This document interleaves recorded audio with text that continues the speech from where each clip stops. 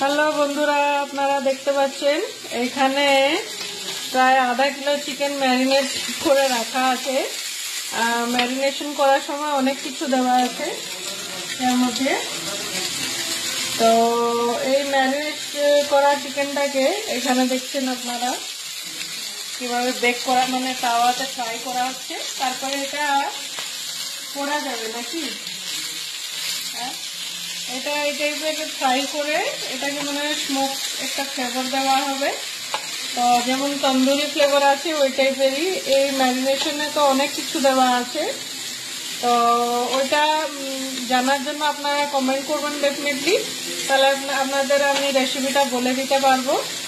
এটা chicken one type of chicken kebab টাইপের, তন্দুর টাইপের করা হচ্ছে, কিন্তু ছোট ছোট চিকেনকে নিয়ে এই টাইপের তাওয়াতে একটু বাটার দিয়ে ফ্রাই করা হচ্ছে। তারপরে এটাকে পোড়ানো হবে এর মধ্যে দিয়ে।